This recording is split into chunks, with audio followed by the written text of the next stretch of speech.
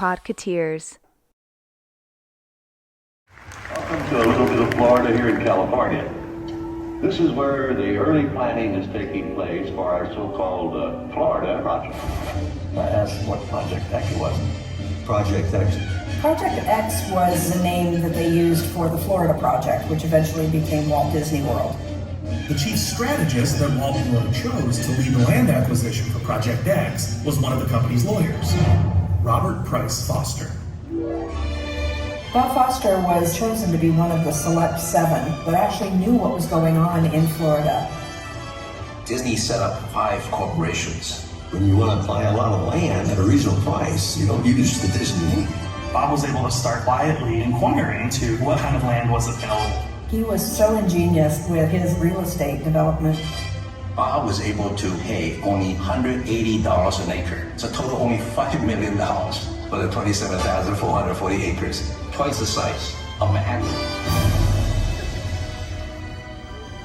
And believe me, it's the most exciting and challenging assignment we've ever tackled at Walt Disney Productions. There's no doubt that there would not be a Walt Disney World if it wasn't for Bob Foster.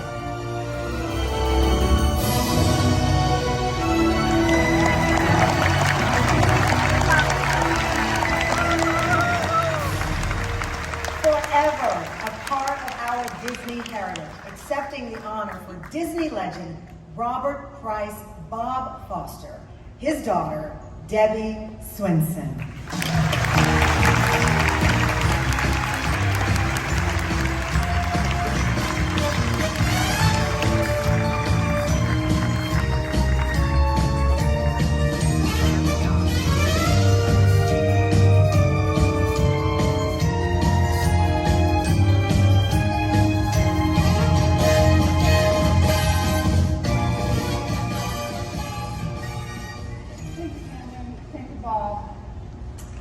I would also like to thank the Disney Legends Committee and all those who helped make this great honor happen for my father.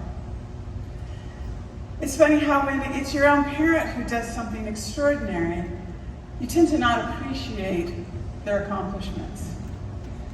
But through the process of this honor becoming a reality, I've come to see my father, Robert Price Foster, through the eyes of those who, in working with him, grew to admire and respect the person he was and the invaluable contributions he made to the Walt Disney Company.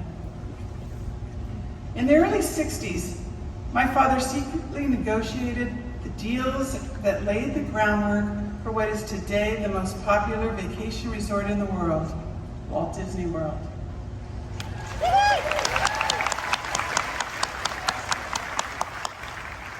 But a much smaller event established him as a hero in my eyes long before he ever began traveling to Florida.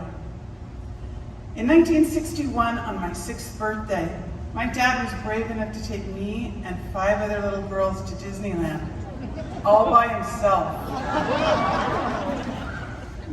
We were awestruck by how, with the flash of his card, we could skip to the front of the line of our favorite attractions. Of course, there wasn't much of a line for the Dumbo ride in those days. Dad had even arranged for all of us to sit in the front row of the Golden Horseshoe Review, and for his birthday girl to be called up on stage. But when they mistakenly brought up the wrong little blonde girl instead of me, there were tears. Nevertheless, the day was purely magical, and he gave me a birthday I would never forget. A few years later, he began crisscrossing the country. And unbeknownst to us, under the watchful eye of Walt Disney, he was quietly scouting for and purchasing over 27,000 acres of land that would become Walt Disney World.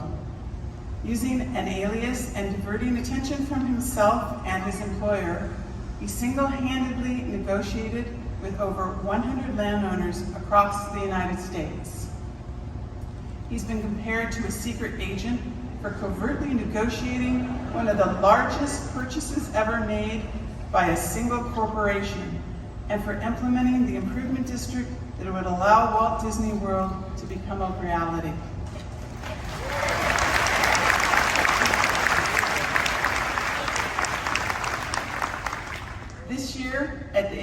1997, my father learned that he was to be recognized for his significant contributions to the Disney Company. He was greatly touched and grateful for this happy news. 1 week later, he passed away with the proud knowledge that he would be honored as a Disney legend.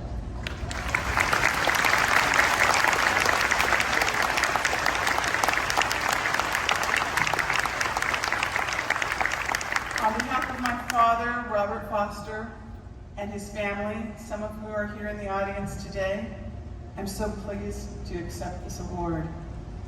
To the world, my dad is now a Disney legend, but to that 6-year-old little girl, he always has been.